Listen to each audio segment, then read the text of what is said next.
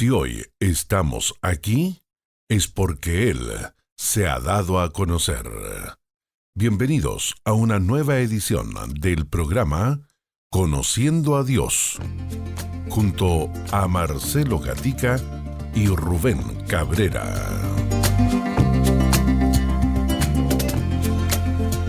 Sean bienvenidos, queridos hermanos, auditores, hermanos que nos están viendo a través de nuestra plataforma, hermanos que nos están escuchando a través de las diferentes frecuencias en todo el país, dando gracias al Señor por su amor y su gracia bendita derramada en nuestros corazones y que nos permite continuar mirando lo que el Señor y su palabra nos enseña y nos da ese entendimiento maravilloso que no es nuestro, que es del Señor, para conocer más a nuestro Dios, como es el tema que estamos cada viernes compartiendo con ustedes, amados auditores. Así que la invitación a quedarse en estos próximos minutos, porque vamos a tener esta nueva edición de Conociendo a Dios. Les recordamos que pueden encontrarnos a través de nuestras redes sociales como Ministerio Armonía y en nuestra página web armonía.cl.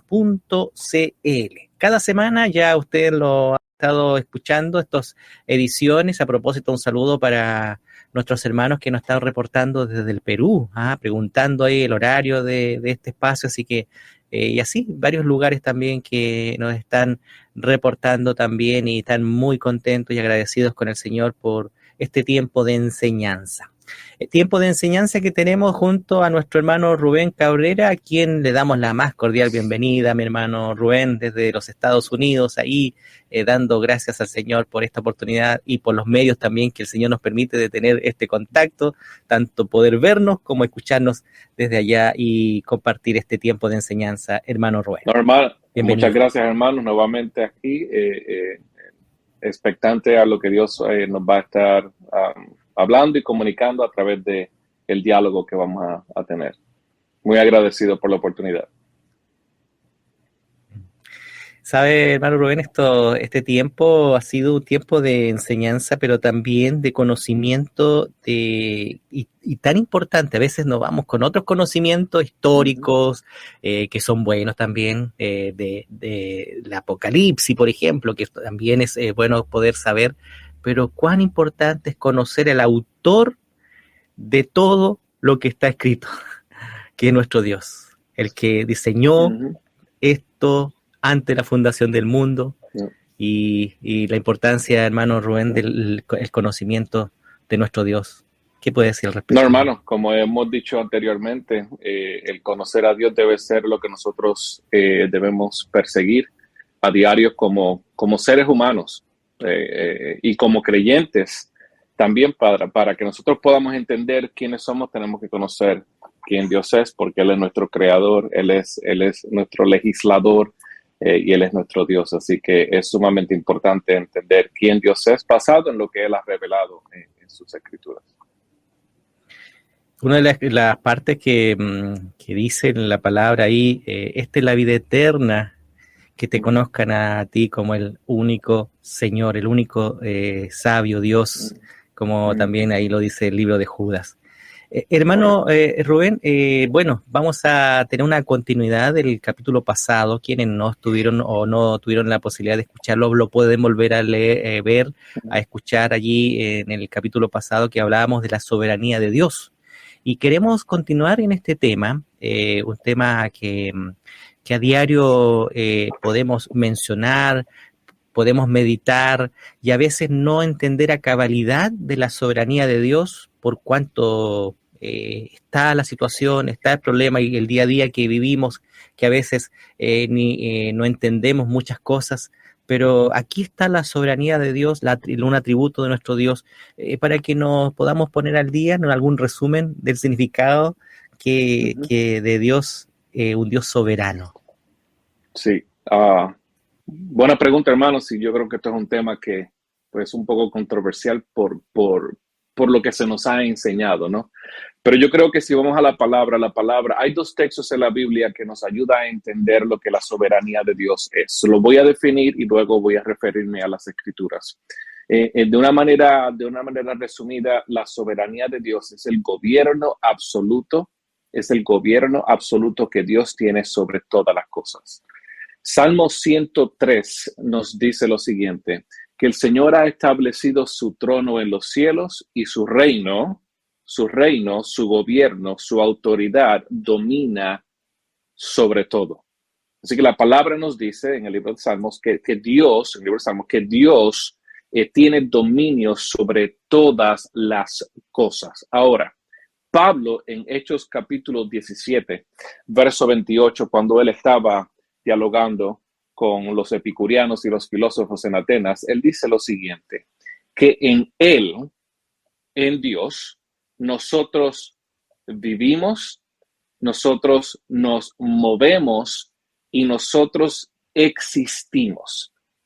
Y quizás hemos leído ese verso rápidamente y no nos hemos detenido a entender la importancia de ese verso en relación a lo que estamos discutiendo en este programa.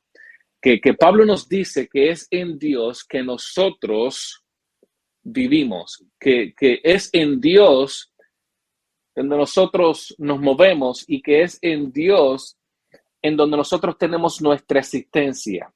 En otras palabras, que la soberanía de Dios, que el gobierno de Dios es el marco o es la esfera dentro de lo que nosotros, que toda nuestra vida, que toda nuestra existencia, que todo lo que nosotros hacemos existe dentro del marco de la esfera de la soberanía y del dominio de Dios. Así que cuando vemos y tratamos de entender lo que la soberanía de Dios es, tenemos que entenderlo de una manera bíblica. Y la palabra nos dice que Dios gobierna todas las cosas, al punto de que nuestra existencia existe dentro del marco de su dominio, que nuestra existencia existe dentro del marco y de la esfera de su autoridad y de su gobierno absoluto. Sí, ¿sabe cuando usted decía, hermano Rubén, de Pablo ahí en Atenas? Una de las cosas que pasa en el ser humano, y eso yo creo que pasaba también en ese tiempo y pasa hoy, es la necesidad de buscar a Dios sin saberlo. De hecho, al encontrarse ahí Pablo al Dios no conocido, no tenía nombre, entonces era porque ese hombre, esos hombres estaban en su interior, en su profundidad que tienen, es que hay un Dios mayor al resto y que estaba puesto allí. Entonces, eso da a conocer que el ser humano, aunque esté lejos de esa soberanía, igualmente está bajo todo lo que es la soberanía de Dios. Correctamente, y eso es lo que Pablo quiere decir, no solamente en Hechos 17, pero cuando él escribe la carta a los romanos, él niega la idea que ha sido popularizada a través de los años, él niega la existencia del ateísmo, porque él reconoce que todo el mundo sabe dentro de su corazón que hay un Dios supremo que gobierna todas las cosas.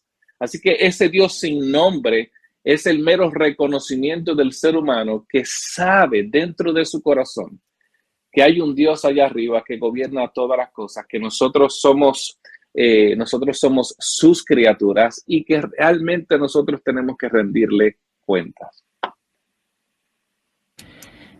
A propósito el pensamiento también del ser humano, y aquí viene una pregunta que en tiempo atrás nos hacían, ¿qué pasa con la soberanía de Dios y el libre albedrío del hombre?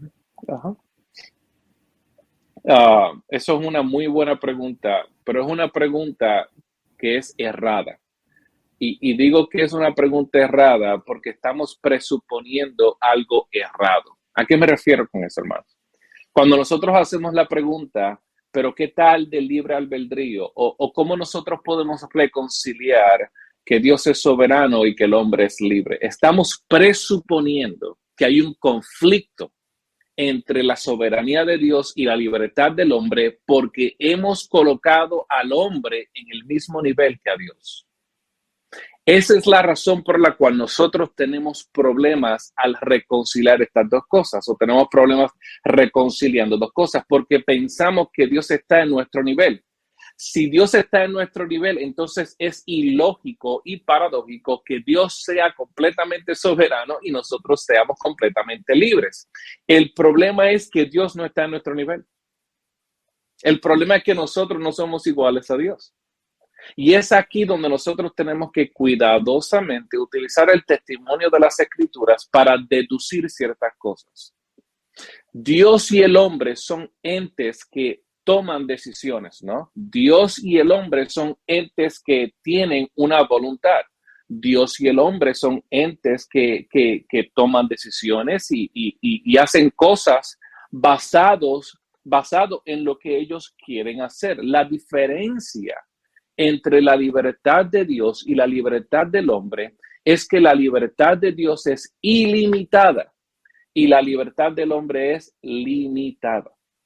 Si nosotros comenzamos la conversación, si nosotros comenzamos el diálogo presuponiendo que Dios tiene una libertad ilimitada y que el hombre tiene una libertad limitada, entonces el argumento ya no existe. Porque la palabra es sumamente clara cuando nos dice que Dios es un ser infinito y el hombre es un ser finito. Ahora, ¿es el hombre libre para tomar decisiones? Claro que sí. Pero ¿cómo debemos entender la libertad del hombre bíblicamente? Bueno, tenemos que entonces dividir este tópico en dos. Tenemos que hablar de la libertad del hombre antes de la caída y tenemos que hablar de la libertad del hombre después de la caída, ¿no? Porque la libertad del hombre antes de la caída era una libertad limitada. No sé si se recuerdan cuando Dios le dijo a Adán, podrás comer de todos los árboles que están en el jardín, pero cuando Dios añade un pero, Él está estableciendo las normas del juego, ¿no? Tú tienes libertad para escoger ciertas cosas, pero esa libertad tiene un límite y yo, como tu Dios, estoy estableciendo los límites de esa libertad. Tú no puedes hacer lo que te salga de los pantalones, como decimos en Puerto Rico, no puedes hacer lo que realmente te da la gana, porque si haces eso tendrás consecuencias y habrán consecuencias. Así que la libertad del hombre antes de la caída era una libertad limitada. Ahora, ¿qué pasa cuando el hombre cae en un pecado? La palabra es clara cuando nos dice que ahora esa libertad del hombre está ¿qué? Esclavizada. Y está esclavizada a una naturaleza pecaminosa. Y el testimonio, hermanos, de las Escrituras es que todo el hombre nace queriendo hacer lo que su corazón desea. Todo hombre nace con un deseo y una disposición de hacer lo que su naturaleza le dicta. Y es por eso que Jesús lo dijo bien claro. Tú haces lo que tu padre, Satanás, quiere que tú hagas. Efesios capítulo 2 nos dice que nosotros en nuestra esclavitud, en nuestra carnalidad, hacemos lo que el príncipe de este mundo quiere que nosotros hagamos. Así que cuando nosotros hablamos de la libertad del hombre en su estado pecaminoso, tenemos que ir a la Biblia para entenderlo. Y la Biblia es sumamente clara cuando nos dice que nosotros somos esclavos de nuestra naturaleza. Ahora, si nosotros somos esclavos de nuestra naturaleza, ¿realmente somos libres? ¿Ok? Así que, ¿cómo debemos entender la libertad que tiene el hombre? Nosotros somos libres para hacer lo que realmente queremos hacer. Y lo que nosotros queremos hacer responde a nuestra naturaleza pecaminosa. Yo puedo, si quiero, tomar este pedazo de papel. ¿Ok? Yo pude tomar este pedazo de papel. Si yo quiero, yo puedo tomar este pequeño manto. Yo tengo la habilidad de tomar decisiones. Moralmente, y aquí es que es donde quiero ir, moralmente nuestras facultades han sido afectadas por el pecado. Por lo tanto, nosotros no tenemos la capacidad moral para ir a Dios. Nosotros no tenemos la capacidad moral para arreglar nuestras vidas. Nosotros no tenemos la capacidad moral para salvarnos. ¿Por qué? porque nuestras disposiciones están inclinadas hacia el mal. Nuestros deseos están inclinados hacia el mal. Nuestra voluntad está esclavizada a una naturaleza que detesta a Dios, que aunque reconoce a Dios, suprime la verdad de Dios. Así que, ¿cómo debemos nosotros entender la libertad del hombre? Nosotros somos agentes libres en el sentido de que tenemos la capacidad de tomar decisiones. Ahora, nuestras decisiones responden a una naturaleza que ha esclavizado nuestra voluntad. Y es por eso que aunque nosotros podemos tomar decisiones, esas decisiones han sido afectadas. Esas decisiones están arraigadas a una voluntad que es esclava al pecado. Así que, nuevamente, somos libres para hacer lo que realmente deseamos hacer. Y lo que nosotros deseamos hacer no es la voluntad de Dios. La segunda dimensión de esto, hermanos, es que moralmente nosotros no tenemos la libertad para ir a Dios. La palabra es clara cuando nos dice que el hombre en su estado natural no puede venir a Dios, no quiere venir a Dios, le es imposible venir a Dios. ¿Por qué? ¿Por qué? Porque estamos esclavos al pecado. Nuestra naturaleza pecaminosa ha esclavizado nuestras facultades mentales y volitivas. Y antes de que prosigamos a la discusión, me gustaría, hermanos, o a la conversación, me gustaría que entendamos el concepto de libre albedrío. Porque el concepto de libre albedrío no está en la Biblia. Y es algo que todo el mundo tiene que entender. El concepto de libre albedrío se nos ha enseñado desde que somos pequeños, pero eso es un concepto filosófico pagano. Eso no es bíblico. Cuando nosotros hablamos del libre albedrío, lo que estamos diciendo y asumiendo es que el hombre tiene una libertad libre de cualquier tipo de disposición previa. La palabra es clara cuando nos dice que todo el mundo tiene una disposición previa. ¿Sí? Así que todas nuestras decisiones responden a algo. Y la Biblia es clara cuando nos dice que ese algo es nuestra naturaleza pecaminosa. Por lo tanto, el hombre tiene libre albedrío de la manera que se ha explicado en las universidades o a través de la filosofía. No, el hombre no tiene libre albedrío. Si lo que el libre albedrío significa es que nosotros somos libres de algún tipo, de cualquier tipo de disposición, porque la palabra es clara cuando nos dice que nuestras disposiciones están esclavas al pecado.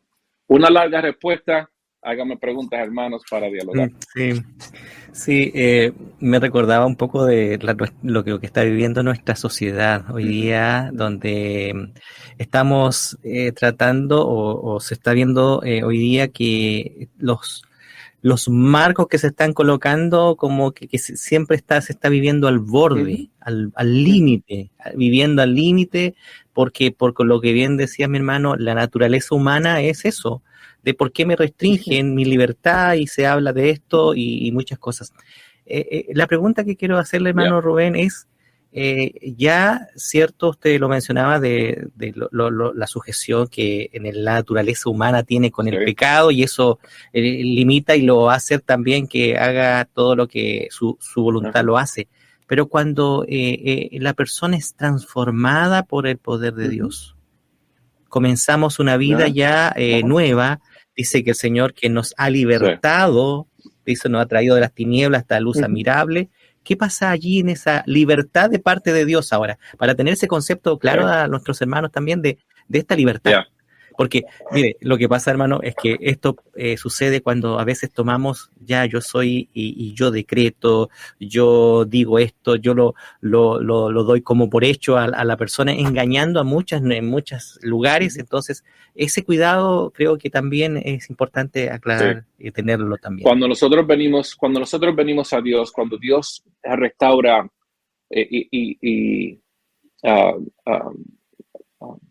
nos redime, cuando nosotros somos redimidos por parte de la sangre de Cristo y Dios Padre nos nos transporta al reino de su Hijo Jesús. Y nosotros estamos depositados en la persona de Cristo. Nuestra libertad es restaurada, pero no, y algo que tenemos que entender. Cuando Dios se restaura nuestra libertad, lo que Él nos otorga es la habilidad para hacer lo que le place a Él. Pero todavía tenemos una naturaleza caída. Todavía nosotros tenemos una naturaleza pecaminosa. La diferencia es que ya no estamos esclavos a esa naturaleza pecaminosa.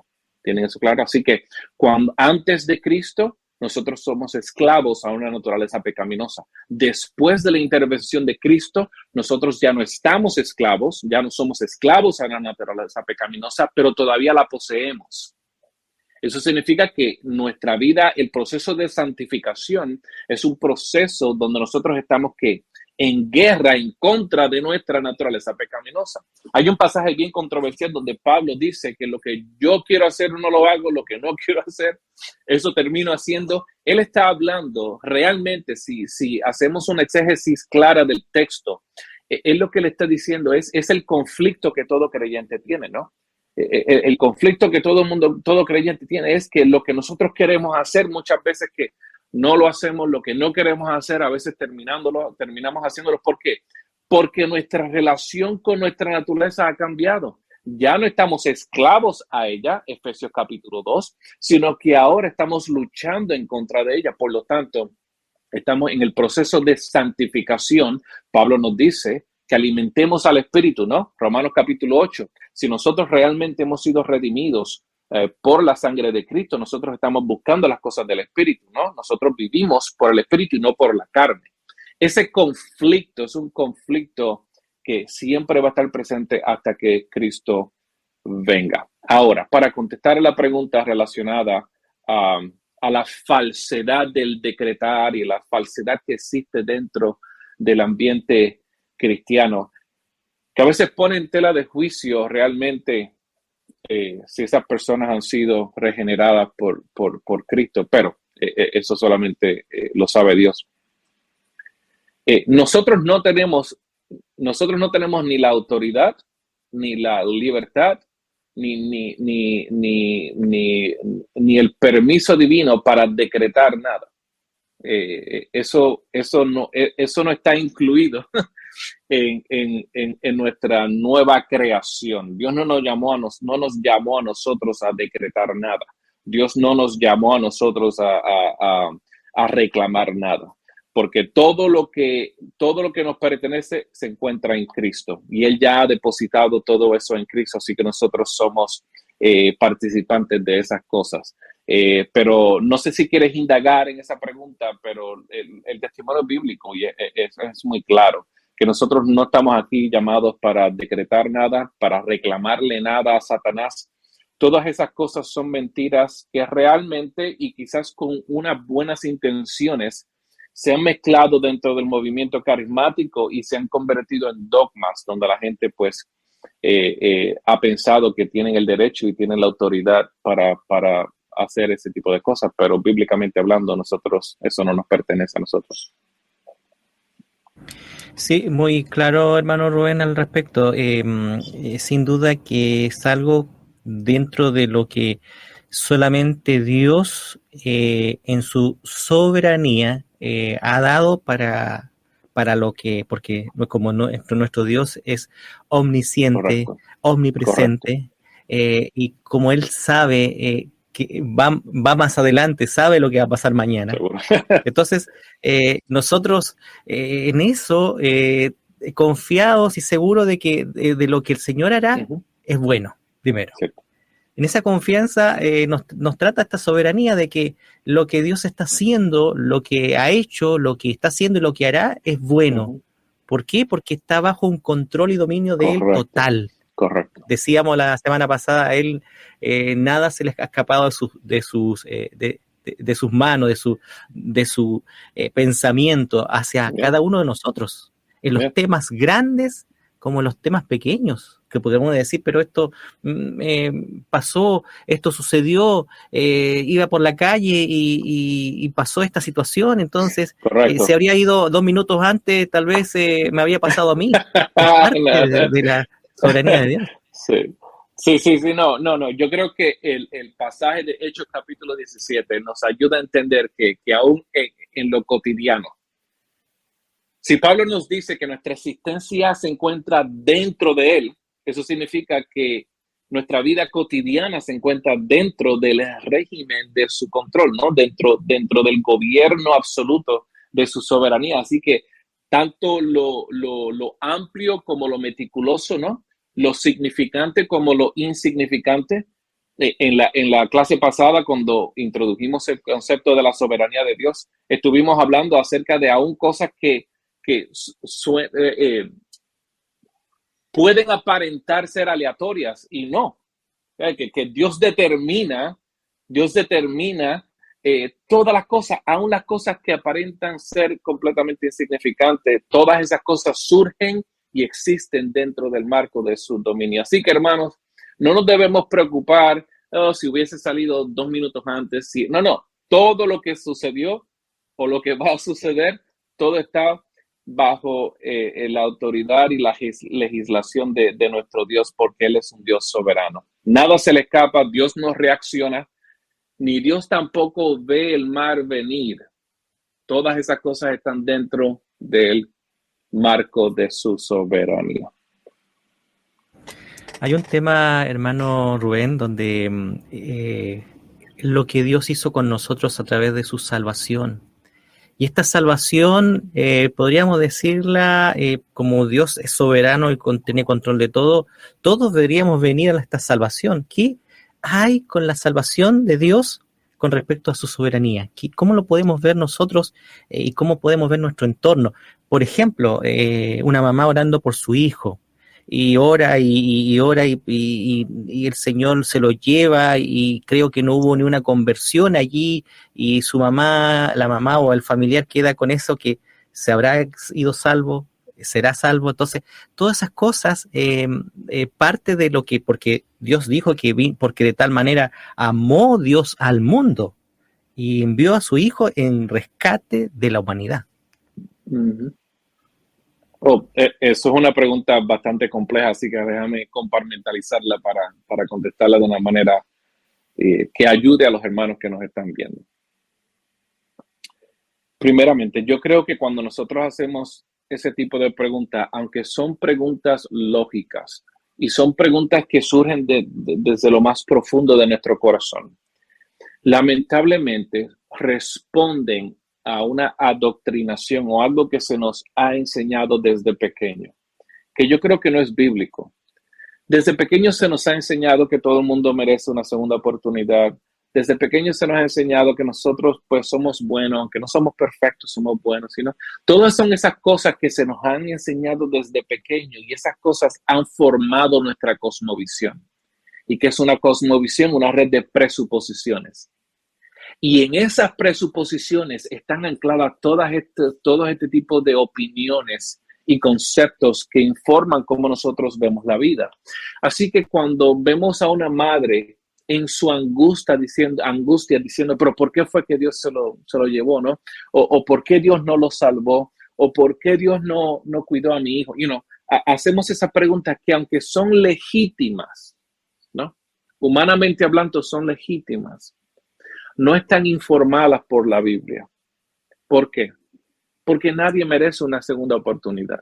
Nadie merece el concepto de que alguien merece una segunda oportunidad no viene del cristianismo, es algo que viene del budismo.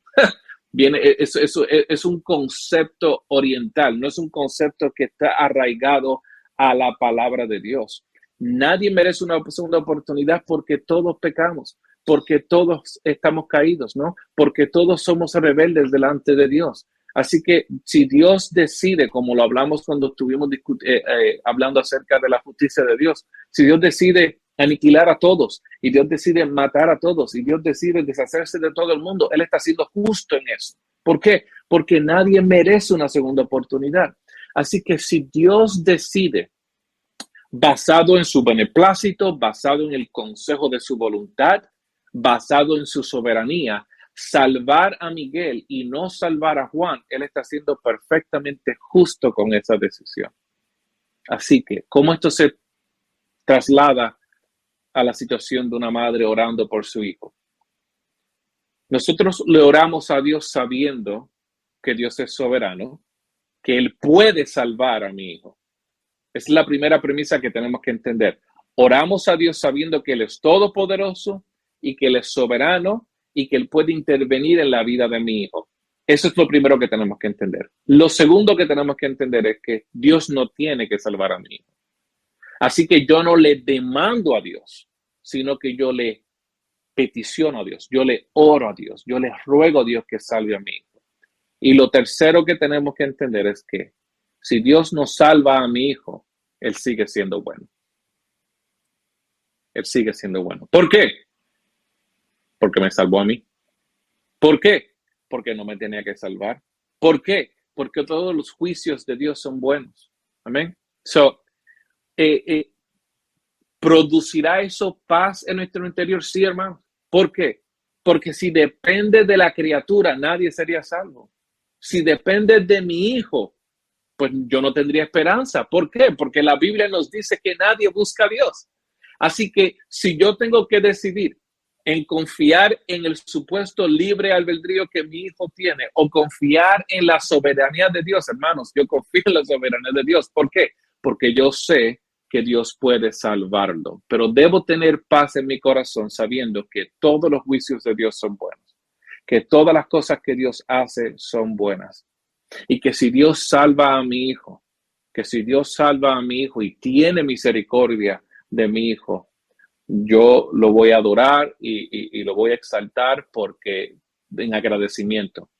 Si Él no salva a mi hijo, si Él no liberta a mi hijo, si Él decide dejar a mi hijo en sus pecados, primero, yo no sé si eso es lo que va a suceder, porque aún, hermanos, y esto lo discutimos en la vez pasada, aún en las últimas horas de mi hijo, yo no sé si mi hijo pudo haber tenido un encuentro y pudo haber realizado su pecado. Yo no lo sé, ¿no?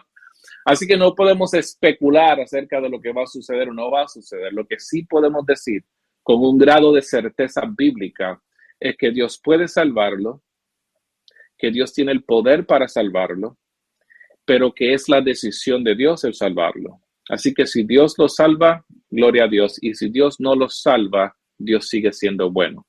Y esa es la certeza que todos nosotros como creyentes debemos tener. Amén.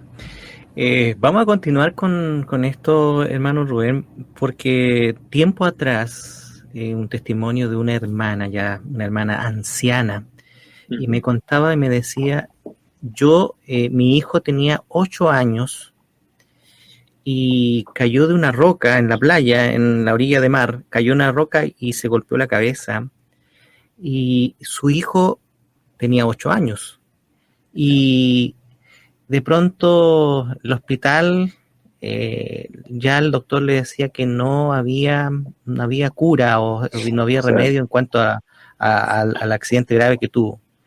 Pero ella se aferró tanto, dice, ella cuenta, se aferró tanto a poder orar e interceder por su hijo, obviamente una madre que quería que sane, que se salve un niño pequeño. Hizo la obra, lo que el Señor se manifestó allí en una obra de sanidad maravillosa, ¿cierto? Dio testimonio a los médicos y todo aquello. Sí. Pero pasaron casi 50 años.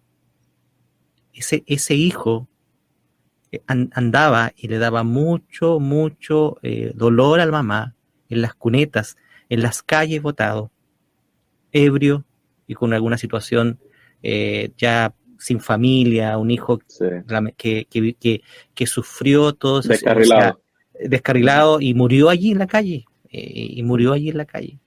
Entonces, hubo un sufrimiento de una madre todo ese lapso y ella preguntaba y decía, se ponía delante del Señor,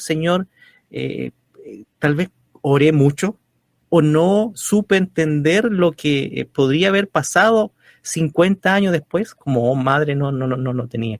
¿Qué ocurre allí, hermano Rubén? Yo creo que hay muchos testimonios para que esa mamá no se siga culpando o Sí. en su corazón, digamos así, haya sufrido toda esa situación. Sí. Hermanos,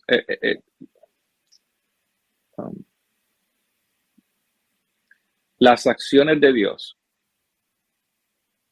lo que Dios hace o no hace, los milagros que Dios hace o no hace, las intervenciones que Dios hace o no hace, aunque Dios utiliza las oraciones de sus siervos para ejecutar su voluntad, no dependen de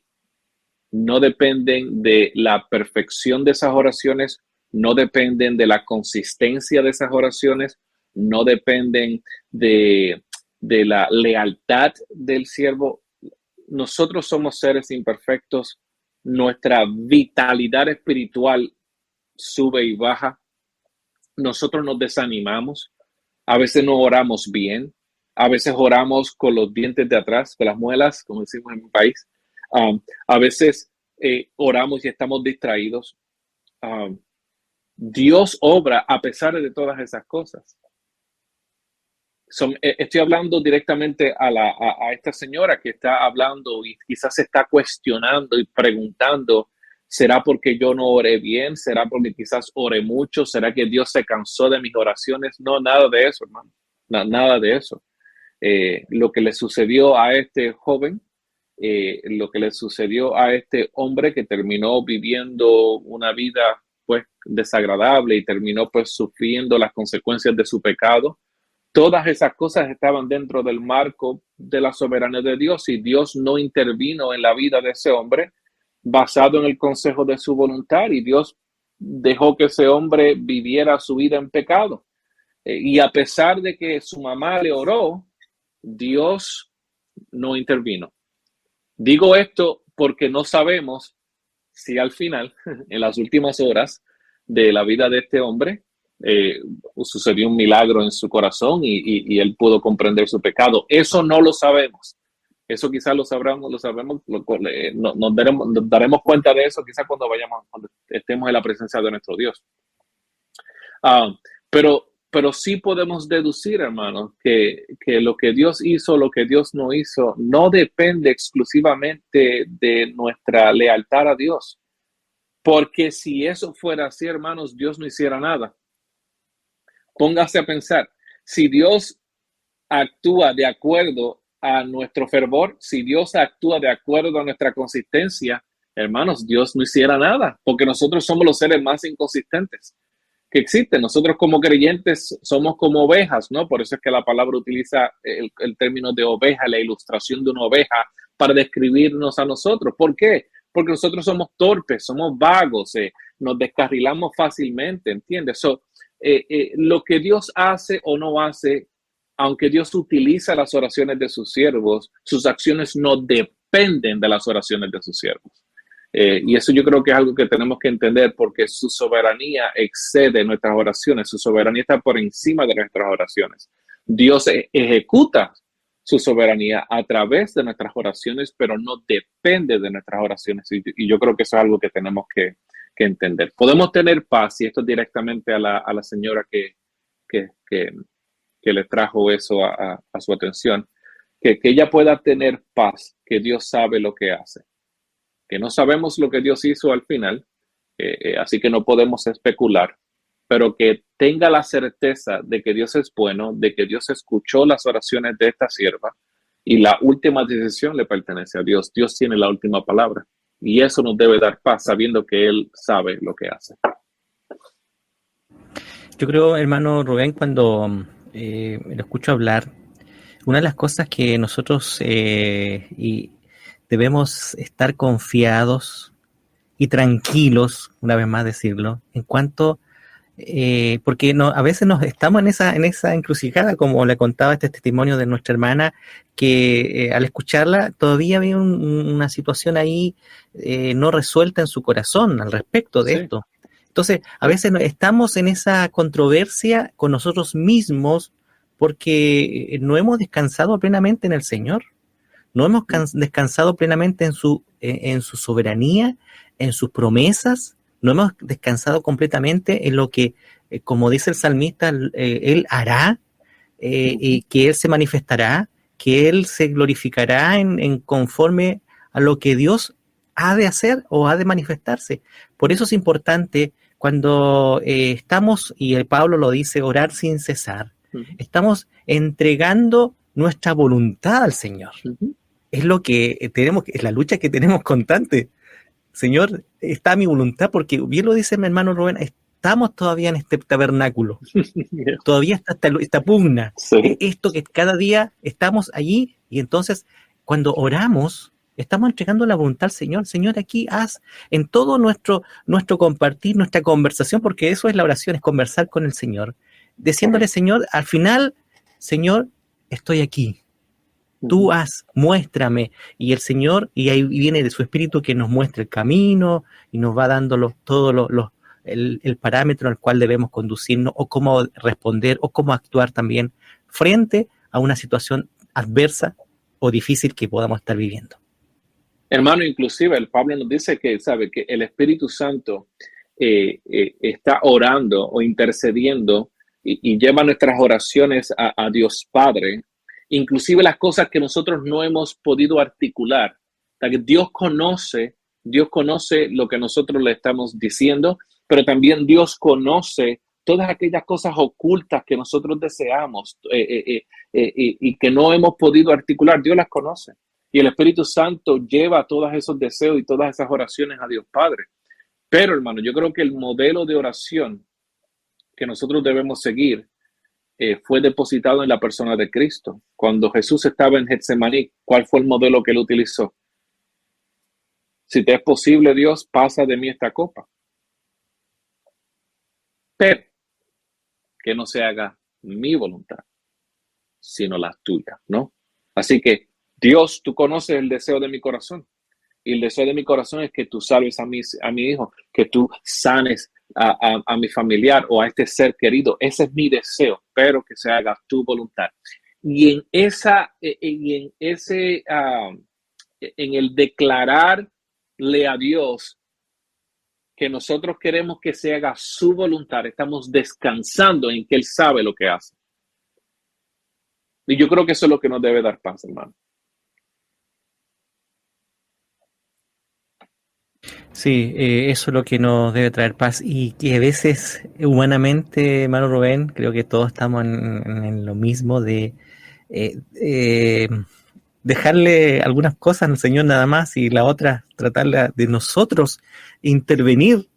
Y ahí donde está el problema, cuando nosotros queremos intervenir en lo que el Señor está haciendo.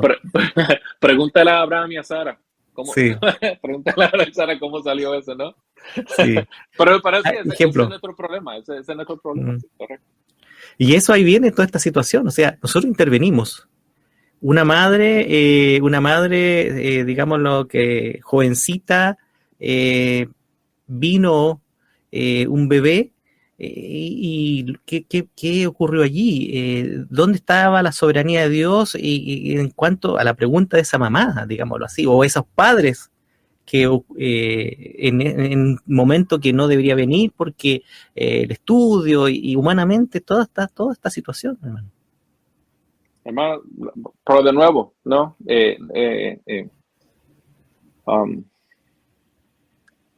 Yo creo que tenemos que tener cuidado también, porque aunque podemos decir y podemos afirmar y debemos afirmar que todo lo que sucede dentro del marco de la soberanía de Dios. Eso significa que no hay accidentes y que no hay eventos aleatorios. Eso no existe dentro de una creación que es gobernada por un Dios soberano. Eso lo tenemos que tener claro. No hay eventos aleatorios, no hay cosas espontáneas que suceden al azar. Todo lo que sucede, aún lo más mínimo y meticuloso, sucede dentro del gobierno de Dios. Que significa que Dios está en control de esas cosas. Y a la misma vez, Dios opera a través de nuestras decisiones. Y a la misma vez, nuestras decisiones tienen consecuencias, ¿no? Así que muchas veces nosotros, dentro de la ley de Dios, este causa y efecto, ¿no? Hay cosas dentro del marco, dentro de las leyes de lógica, dentro de la uniformidad de la naturaleza, ¿no? Todas esas cosas que Dios ha puesto en orden nos deja saber que nuestras decisiones tienen consecuencias, ¿no? Si yo pongo mi mano sobre el fuego, ¿qué va a pasar? Me voy a quemar, ¿no? So, tenemos que entender que nosotros tomamos decisiones, que nuestras decisiones tienen consecuencias, y si nosotros tomamos decisiones erróneas, vamos a recibir consecuencias que no son muy placenteras. Así que, aunque Dios es soberano y tenemos que afirmar que todas esas cosas son parte del plan de Dios, hay un elemento humano que también tenemos que entender, ¿no? Es que si yo tomo malas decisiones, entonces no puedo culpar a Dios, Sí. ¿no? So, esa es la gran dinámica entre esta distinción del creador y la criatura. Todo lo que sucede es gobernado por Dios. Y hay una extensión humana basado en lo que Dios ya ha establecido, que nuestras decisiones van a producir consecuencias positivas o negativas. Sí, recuerdo a David cuando tomó la decisión de no ir a la guerra. Y estando allí en su palacio, tomó una decisión que no fue la mejor. Y hubo consecuencias. Correcto. 100%. Y no podemos entonces culpar a Dios por nuestras decisiones estúpidas, ¿no? Sí. Que todo eso sucede dentro del marco del gobierno de Dios, seguro, pero nuestras decisiones son decisiones reales. Nosotros no somos marionetas, ¿no? Nosotros tenemos una voluntad. Que todas esas cosas suceden dentro de lo que Dios ha decretado y permitido, yes, correctamente, pero nuestras decisiones son decisiones reales. Esto es lo que tenemos que entender.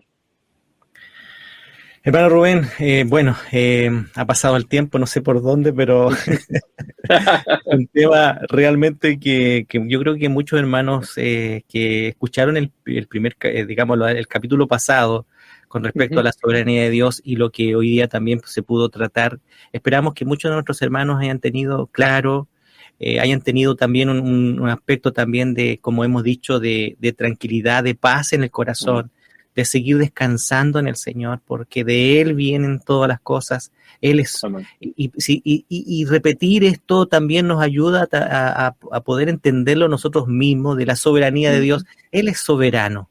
Él es soberano. Una de las cosas que me llamó la atención, tuve en un velorio de uno de los hijos decía, Él es soberano. Y como que vino tanta paz, tanto para él como para los que estaban en el entorno. Entonces, eso trae, amados hermanos, el poder reconocer a nuestro Dios, reconocerlo en todo, dice el mismo salmista, que le reconozcamos en todo, y reconocerlo en estos momentos, en esta instancia, también ayuda a seguir descansando en Él. Amén. 100%, hermano. Amén. Bueno, mi hermano Rubén, ya como decíamos, estamos finalizando este tiempo y bueno, le dejo las últimas palabras, a lo mejor viendo algo que hemos estado tratando en esta jornada. No, hermanos, este atributo de la soberanía de Dios es un atributo que podemos hablar de él por semanas y es algo que es casi, nunca podremos entender con una certeza absoluta todas las dimensiones de la soberanía de Dios. Lo que sí podemos hablar es de lo que ha sido revelado, y basado en lo que ha sido revelado, nosotros entonces formulamos nuestras opiniones.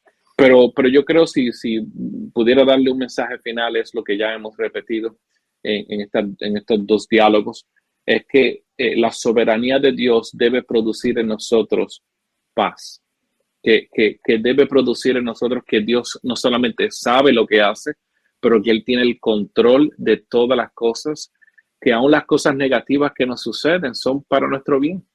Todas las cosas obran para nuestro bien, para todos aquellos que aman a Dios, que sabemos que lo bueno y lo malo y aún lo trágico, todas esas cosas son formativas para nuestra vida. Y yo creo que con esto finalizo. Nosotros decimos repetidamente que hay un propósito detrás de todas las cosas. ¿Cómo nosotros podemos afirmar que hay un propósito detrás de todas las cosas si no hay un Dios detrás de todas las cosas? Así que nosotros a veces nos contradecimos diciendo que hay un propósito sobre todo detrás de todas las cosas, pero Dios es soberano solamente en algunas áreas. No.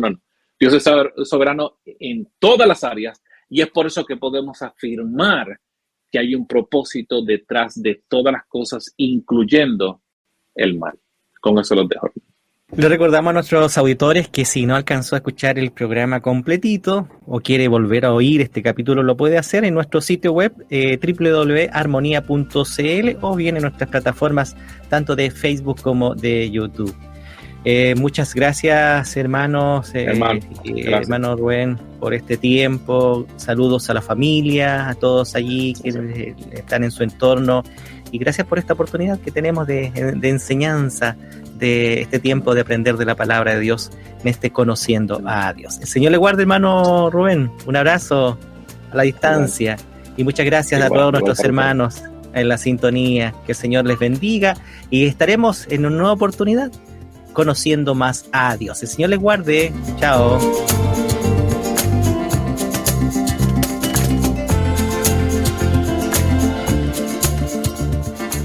¿Quieres volverlo a escuchar? Encuentra Conociendo a Dios en Spotify, Apple Podcast y Armonía.cl. Cada semana un nuevo episodio.